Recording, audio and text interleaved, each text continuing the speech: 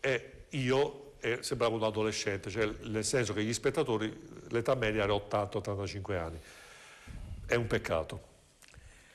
Sì, è vero, soprattutto Venezia, che è già una città vecchia di per sé come tipo di abitanti, il pubblico del Goldoni è particolarmente anziano.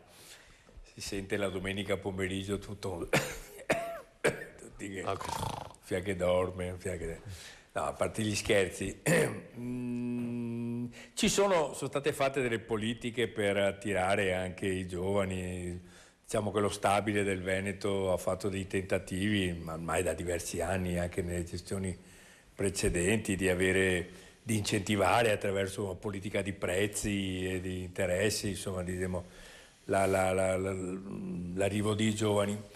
È un po' un problema perché proprio Venezia, che era una città che, andiamo indietro nel Settecento, aveva 20 teatri, progressivamente sono stati sempre meno, hanno chiuso, cioè non c'è più l'humus, le possibilità anche di lavorare. Nel Veneto, diciamo, in generale c'è più con le compagnie filodrammatiche, c'è più movimento, diciamo, nella capitale e anche a Padova, insomma, un po' meno, però c'è lo Stabile che fagocita. Ma come mai i giovani non ci sono? Perché i No, social sono più interessanti. Non è che non ci sono, sappiamo che i giovani, diciamo, hanno anche ultimamente, ahimè, altri interessi. I social sono stati, sì, ma non è tanto i social, sono stati dirottati da 20 anni, di 30 anni di sciagurata televisione su altri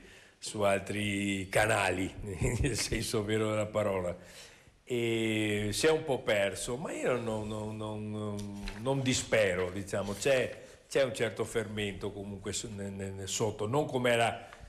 Cioè, io ho cominciato a fare teatro negli anni 70, quando ho aperto il mio teatro a Mestre, il TAG, e c'era un fermento vero in tutta Italia di compagnie giovanili, sperimentali e tutto quello che vogliamo. Adesso, ma perché è cambiata la situazione politica, sociale, insomma, Sì, è una trasformazione sarebbe un po' più interessante. Io prego la regia Marco.